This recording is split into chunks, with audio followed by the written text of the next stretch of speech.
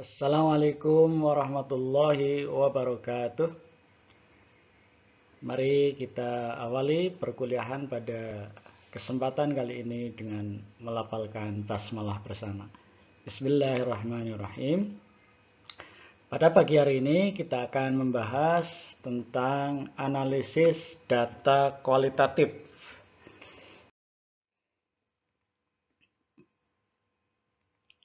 Ada beberapa model untuk menganalisis data kualitatif. Yang pertama adalah model Mills dan Haberman. Ya. Yang kedua model Spradley. Kemudian yang ketiga model dari Creswell. Kemudian yang keempat model lain yang bisa digunakan ya. Kalau untuk model Creswell, buku Creswell sudah kita attachment, sudah kita kirimkan dalam on class. Kemudian kita akan membahas yang model Mills and Haberman. Ini cukup masyhur ya, banyak digunakan, terutama untuk penelitian-penelitian yang kualitatif ya. Yang pertama ini model Mills dan Haberman, ini yang model lama ya, model lama bisa digunakan. Yang pertama, setelah data dikumpulkan melalui berbagai macam metode atau pengumpulan data itu dalam kualitatif, biasanya menggunakan observasi, apalagi menggunakan wawancara, apalagi bisa juga dengan dokumen ya. Ini kekuatan dari penelitian kualitatif adalah biasanya dengan wawancara mendalam atau disebut dengan deep interview ya, deep interview. Nah, setelah data dikumpulkan, apa yang dilakukan untuk menganalisis, untuk memberikan kesimpulan terhadap penelitian kualitatif kita? Maka yang pertama, data tersebut itu kita reduksi ya. Data kita reduksi. Kemudian secara global dulu. Yang kedua, kemudian data kita sajikan ya, dalam penyajiannya kita gambarkan nanti. Kemudian yang ketiga adalah pengambilan kesimpulan atau memverifikasinya ya. Memverifikasi ini merupakan satu kesatuan ya. Jadi setelah data dikumpulkan, maka langkah selanjutnya yang pertama adalah data dikumpulkan. Ya, data direduksi ya. Data direduksi artinya data-data tersebut yang sudah kita kumpulkan dengan 3 metode. Tadi misalnya metode wawancara, dokumentasi, interview, dan seterusnya, kan datanya kan banyak. Nah begitu. Karena dalam penelitian kualitatif, peneliti itu sebagai instrumen ya, sebagai instrumen pengumpul data, maka kita akan mendapatkan ribuan data set yang sangat banyak. Tetapi tidak semuanya kita gunakan di dalam kepentingan untuk pengambilan kesimpulan. Mesti ada data yang kita pakai ya, ada data yang dibuang, kita singkirkan karena mungkin datanya terlalu banyak ya. Nah begitu. Ini kita lihat hubungannya setelah dikonklusikan, maka kemudian ini dikembalikan lagi bahwa data itu pengambilan kesimpulan nanti adalah ini satu kesatuan ya. Data display, konklusinya kemudian dalam data itu ya, dalam data. Jadi pengambilan kesimpulan didasarkan kepada data dan seterusnya. Baik kita kaji satu persatu ya. Yang pertama tadi adalah setelah data dikumpulkan maka data direduksi ya. Ya. Dalam pengumpulan data kualitatif, peneliti menggunakan berbagai macam teknik ya. Tadi dokumentasi, wawancara ya, dan seterusnya ya. Ya, ini berbagai macam teknik. Karena apa? Karena kekuatan dari penelitian kualitatif adalah mendalam ya. Karena untuk mendalam mencapai pendalaman data, penyimpulan yang begitu kuat, maka harus digunakan berbagai macam cara. Jadi tidak mungkin dalam penelitian kualitatif itu satu, tetapi juga harus digunakan metode yang lain. Nah, begitu ya.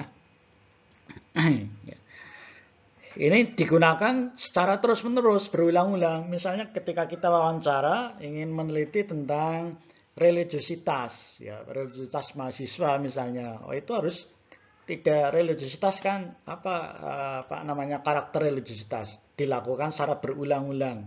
Misalnya kita melihat bahwa mahasiswa itu rajin ke masjid misalnya, itu mengamatinya tidak hanya satu kali, mesti harus diulang-ulang, berlangsung, begitu. Sehingga kemudian data itu diperoleh data yang banyak, yang kompleks.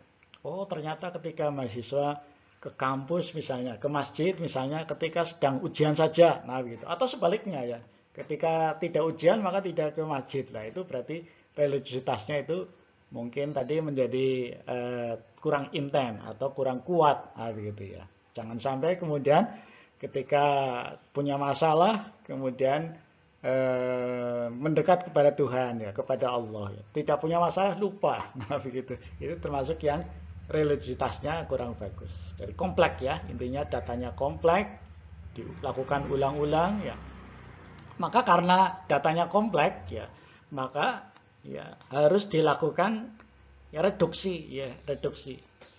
Jadi data kasar, data tadi yang banyak itu tidak semuanya kita perlukan di dalam penelitian. Mesti ada yang dipilih direduksi itu dipilih, diteliti kembali. Oh, ini pas, ini tidak, begitu ya. Begitu. Nah, bagaimana untuk mereduksinya? Kita bisa menggunakan merangkum. Misalnya membuat rangkuman setelah kita mengamati di kampus misalnya. Oh, ternyata pada waktu ujian misalnya, justru malah masjidnya penuh. Nah, misalnya itu bisa kita buat rangkuman Kapan saatnya masjid penuh, kapan saatnya masjid misalnya tidak penuh. Itu kalau dilihat dari religiositas, tentang indikatornya adalah tadi menghadiri ke masjid misalnya Kemudian bisa memilih tema. Kita kembalikan lagi apakah data yang kita kumpulkan itu sesuai dengan rumusan masalah atau tidak, sesuai dengan judulnya atau tidak. Dipilih kalau kita sedang membahas tentang religiositas, bagiannya adalah tentang indikatornya adalah tentang hadir ke masjid, maka kita kumpulkan data-data tentang aktivitas di masjid. Oh, misalnya setiap hari ternyata ada kajian mahasiswa yang diikuti oleh misalnya grafiknya itu konsisten misalnya hari Senin misalnya 50, hari Selasa 50 misalnya, atau hari Sabtu kurang. Itu mungkin bisa dimaklumi karena hari Sabtu itu misalnya pulang kampung misalnya Nah, itu bisa dibuat rangkuman. Kemudian bisa dibuat kategori kategori. Misalnya tadi kategorinya cukup, sedang Misalnya untuk religiositas itu religiositas. Kemudian juga bisa dengan pola pola sehingga memiliki makna. Dari tadi misalnya mahasiswa kita misalnya kecenderungannya itu itu kecenderungannya? Religiositasnya bagus misalnya. Kenapa? Karena ada pola pembinaan mentoring misalnya mentoring. Oh, ternyata dengan pola pembinaan mentoring tadi akan menguatkan religiositas misalnya. Tetapi setelah misalnya mentoring tidak ada, oh ternyata religiositasnya menjadi menurun. Oh, itu bisa diambil pola-pola pola-pola. Jadi ada ketika religiositas mahasiswa naik karena ada pembinaan mentoring misalnya, karena ada pengawasan dan seterusnya. Jadi reduksi merupakan bentuk analisis untuk mempertajam tujuannya jadi mempertajam, memilih, memfokuskan, kemudian membuang menyusun data ke arah kesimpulan tadi ke arah kesimpulan, ke arah tujuan penelitian kita ke arah rumusan masalah. Rumusannya kan misalnya ingin mengetahui tentang aktivitas mahasiswa, mengetahui tentang religiositas mahasiswa, nah itu bisa diarahkan ke sini. Nah, gitu. Kemudian dalam reduksi data ya, ini kita ambil contoh ya, ambil contoh penelitian yang sudah Anda rumuskan ya. Misalnya, seorang mahasiswa akan meneliti tentang efektivitas pembelajaran di masa pandemik. Nah, itu. Kita ingin mengetahui apakah pembelajaran di masa pandemik yang menggunakan on class atau pembelajarannya menggunakan internet, pembelajarannya menggunakan online ya, misalnya ya, tidak di kelas gitu ya, apa cukup efektif. Nah, begitu. Ini penelitian kualitatif ya. Kualitatif. Maka apa yang terjadi, kita untuk mendapatkan data itu ya, maka kita mesti ke sekolah. Nah, misalnya, itu berarti pengamatan ya. Yang kedua, apalagi? Kita wawancara ya, kita wawancara. Jadi tadi dokumentasi ke sekolah, wawancara dengan guru, mungkin juga wawancara dengan orang tua dan siswa. Maka terdapat set data yang banyak ya. Kita mendapatkan data tentang apa namanya sekolah, ketika kita sekolah, letak geografis. Jadi kita ketahui kalau pembelajaran menggunakan online ya, ya internet itu ya daerah-daerah yang apa namanya jauh dari perkotaan itu akan sulit ya. Jadi daerah gunung misalnya terisolir itu akan menjadi sulit ya, menjadi tidak efektif ya. Ini maka kita mendapatkan letak geografis, data tentang letak geografis. Oh, ternyata sekolah yang kita amati ternyata cukup dekat dengan misalnya dengan kota ya, dengan fasilitas misalnya jaringannya bagus. Ya, mungkin dalam kaitan ini sekolah-sekolah yang di kota barangkali dalam konteks ini menjadi efektif ya, menjadi efektif. Ini contoh data ya, kita mendapatkan data letak geografis. Kita juga mendapatkan data tentang visi, misi sekolah, iklim sekolah, budaya sekolah. Kita kan ngamati itu ya. Ya, misalnya ngamati tentang pendidikan dan sekian banyak data. Nah, begitu, sekian banyak data.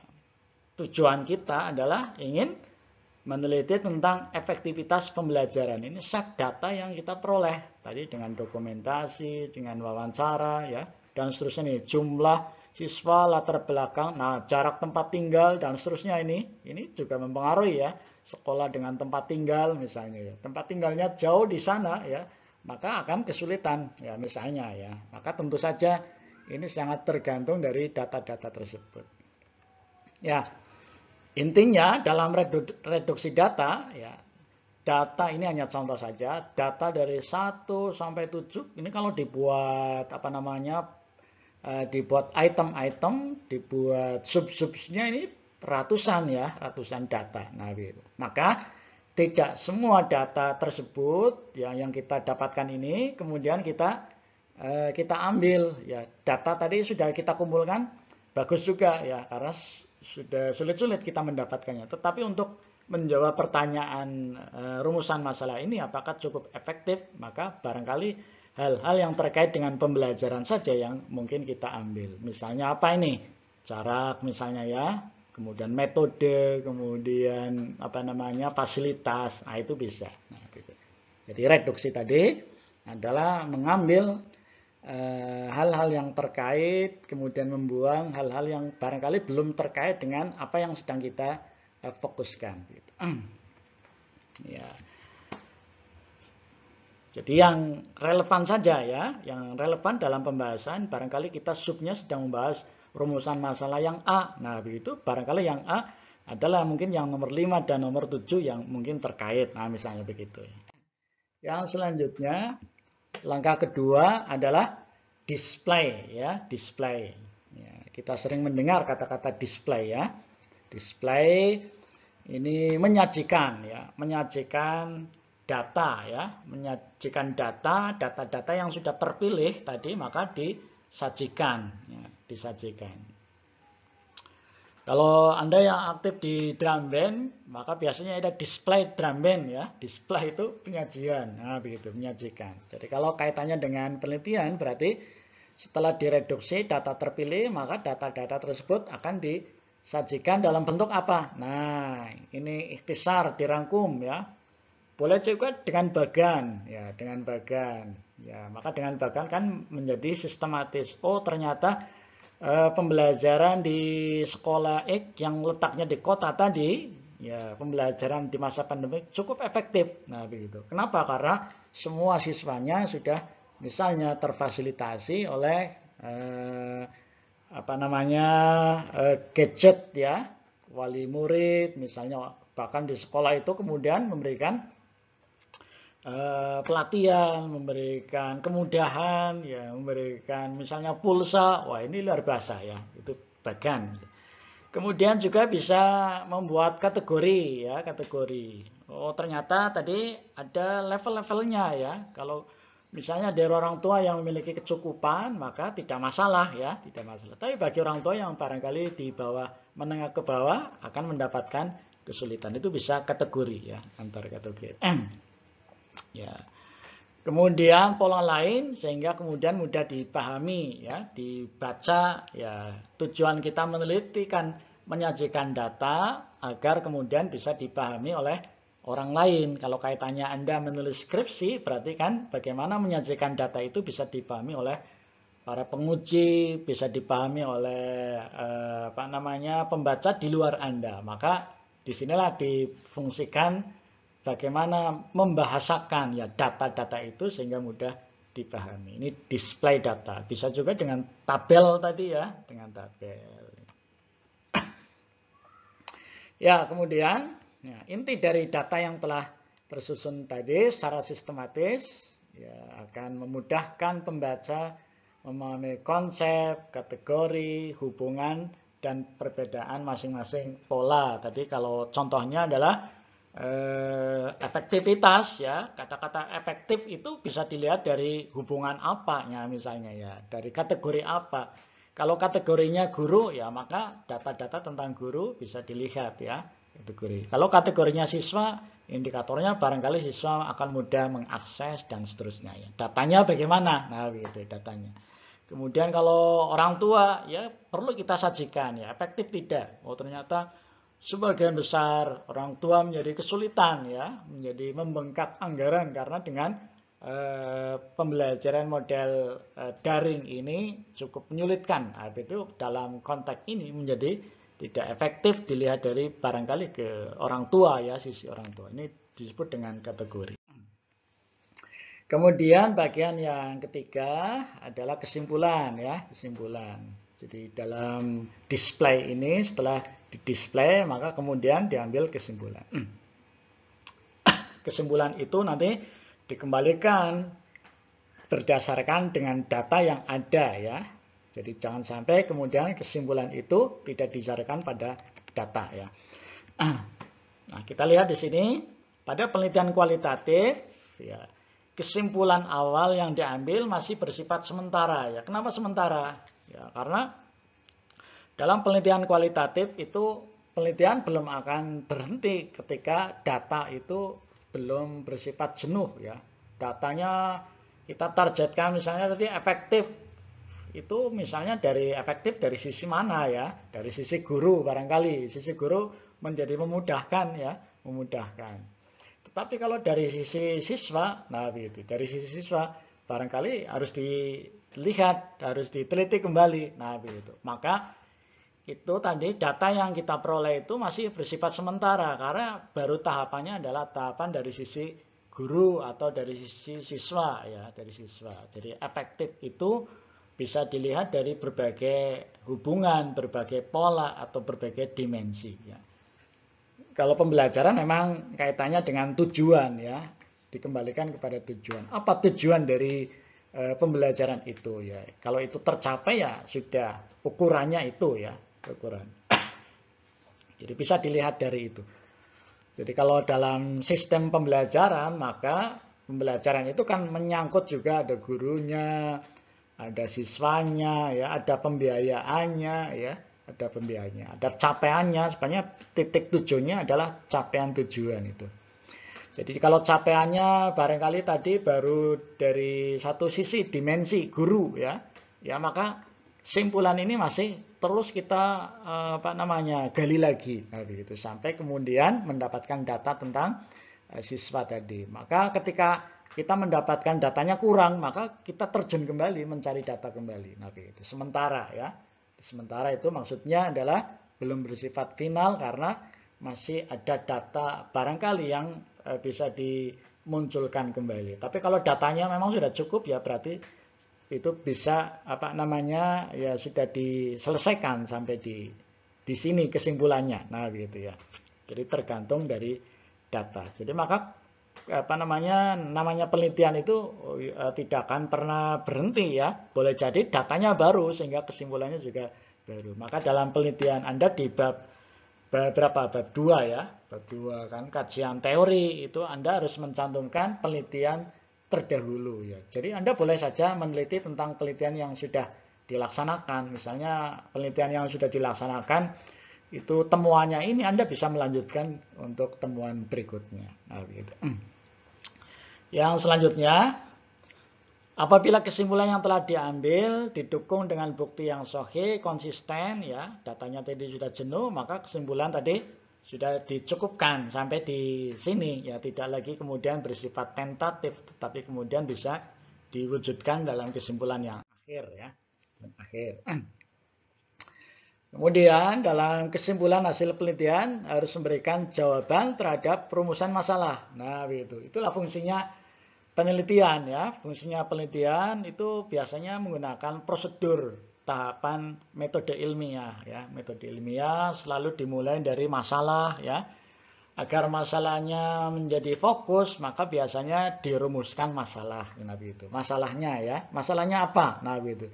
Jadi jangan sampai kesimpulannya tidak mendukung dari masalah itu. Ya, masalahnya tadi apakah pembelajaran di masa pandemik efektif? Nah, begitu ya.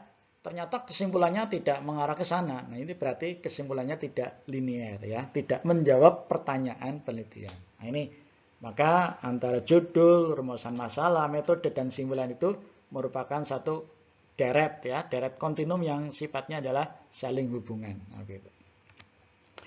Yang selanjutnya kesimpulan yang kita teliti ya jangan sampai mengulang ya. Jadi tidak boleh penelitian itu sama.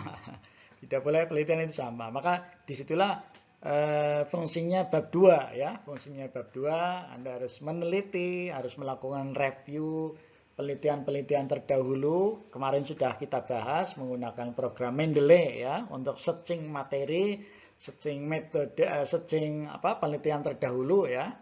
Apa bedanya penelitian Anda dengan penelitian terdahulu? Nah, ini dalam kesimpulan ya harus menghasilkan temuan baru yang dikenal sebagai novelty ya. Belum ada penelitian yang terkait dengan penelitian sebelumnya yang sama ya, yang sama. Tapi kalau meneruskan diperbolehkan. Temuan tersebut dapat berubah. Nah, ini deskripsi. Jadi penelitian kualitatif itu memang sifatnya adalah deskriptif. Maka fungsi Anda adalah menggambarkan, mendeskripsikan, memperjelas ya, memperjelas dari yang tadinya tadi rumusan masalahnya belum jelas ya, maka sudah Anda jelaskan di sini ya, sudah jelaskan.